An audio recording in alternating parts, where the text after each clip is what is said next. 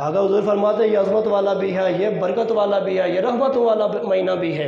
اور میں آقا فرماتا ہے کہ اس مہینے کے اندر ایک نفل نیکی ایک فرض کے برابر، ایک فرض 70 فرائض کے برابر ہو جاتا ہے۔ نیکیوں کا ریٹ، نیکیوں کی ویلیو بڑھتی چلی جاتی ہے، نفل فرض کے برابر ہو جاتا ہے اور فرض 70 فرائض کے برابر ہو جاتا ہے۔ اب دیکھیں ہمارے ہاں سسٹم یہ ہے کہ ہم اگر دیکھتے ہیں کہ اس طرف پرافٹ ہے، فلاں کام میں پرافٹ زیادہ ہے، فلاں کاروبار میں پرافٹ زیادہ ہے، فلاں جاب میں پرافٹ زیادہ ہے، دنیا ساری کی ساری ادھر دوڑ پڑتی ہے، ادھر ہی دوڑنا شروع ہو جاتی ہے۔ اللہ اکبر۔ تو عرض کرنے کا مطلب یہ ہے اس دنیا نے، عوام نے دیکھا کہ جس طرف پرافٹ زیادہ ہے، جس طرف منافع زیادہ ہے، جس طرف بچت زیادہ ہے، ہر تیسرا بندہ اسی طرف دوڑنا شروع ہو گیا تاکہ اگر دوسرا بندہ زیادہ کما رہا ہے میں اس سے بھی زیادہ کماؤں۔ اب یہ ہے میرا معیار، یہ ہے آپ کا معیار کہ ہم دنیا کے معاملے میں ایک دوسرے سے ریس کرتے گئے، ایک دوسرے سے آگے بڑھتے گئے، لیکن آقا حضور کا کلمہ پڑھنے والوں آپ صحابہ کرام کی زندگیاں اٹھا کر دیکھو،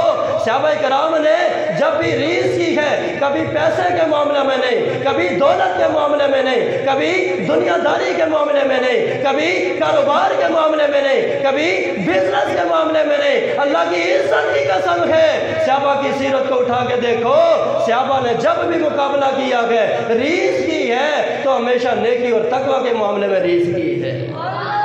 صحابہ نے دنیا کے معاملے میں ریس نہیں کی، ہم تو دنیا کے معاملے میں مقابلہ کرتے ہیں، یار فلاں اتنا کما گیا تو مجھے کیوں پیچھے رہنا چاہیے، فلاں نے اگر وی آئی پی ہوٹل کھولا تو مجھے اس سے اعلیٰ وی آئی پی قسم کا ہوٹل کھولنا چاہیے تاکہ میں اس سے زیادہ پیسہ کماؤں۔ یہ ہے ہمارا معیار، لیکن صحابہ کا معیار یہ ہوتا تھا وہ پیسے کے معاملے میں، دنیا کے معاملے میں ایک دوسرے سے آگے نہیں بڑھتے تھے۔ صحابہ جب بھی آگے بڑھتے تھے نیکی اور تقوی کے معاملے میں آگے بڑھتے تھے۔ زور اللہ یا ہو سبحان اللہ۔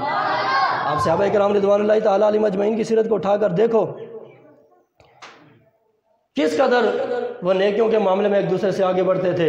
آپ نے وہ حدیث بارہا سنی ہوگی، میرے آقا حضور نے اعلان فرمایا کہ جہاد کے لیے اپنا اپنا مال پیش کرو۔ ہر صحابی نے حسب استطاعت مال پیش کیا۔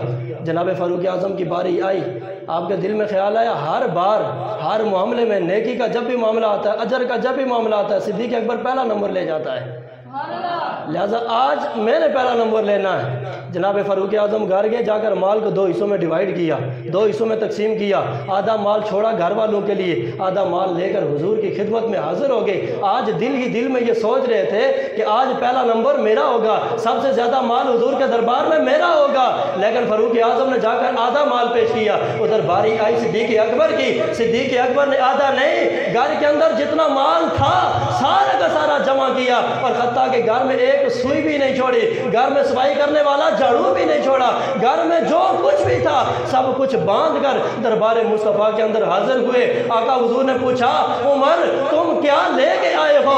عرض کرتے آقا حضور آدھا مال لے کر آیا ہوں۔ باری آئی صدیق اکبر کی، آقا نے یہ نہیں پوچھا لے کے کیا آئے ہو، آقا نے فرمایا صدیق چھوڑ کیا آئے ہو۔ جناب صدیق اکبر نے عرض کی یا رسول اللہ گھر کے اندر جو کچھ تھا سب کچھ لے کے آیا ہوں، گھر میں ایک رب چھوڑ کے آیا ہوں، دوسرا رب کا رسول چھوڑ کے آیا ہوں۔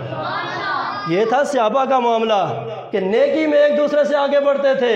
جناب فاروق اعظم کی تمنا تھی میں آگے بڑھوں، لیکن صدیق اکبر پھر بھی پہلا نمبر لے گئے۔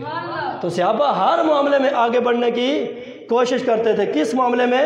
نیکی کے معاملے میں۔ مگر ہمارا معیار کیا ہے کہ ہم دولت کے معاملے میں، دنیا کے معاملات میں ریس تو کرتے ہیں مگر نیکی کے معاملات میں پیچھے ہیں۔ کیا کہتے ہیں آپ دوسرا کر دیں میری جان چھوٹ جائے، تو نیکی کے معاملے میں جان چھڑانی نہیں چاہیے بلکہ صحابہ کرام والا جذبہ لے کر آنا چاہیے۔ صحابہ کرام کے اندر جذبہ یہ تھا کہ نیکی کا کوئی بھی معاملہ ہو پیچھے ہم نہ رہیں بلکہ یہ کام ہمارے حصے میں آئے تاکہ یہ اجر و ثواب ہمیں نصیب ہو جائے۔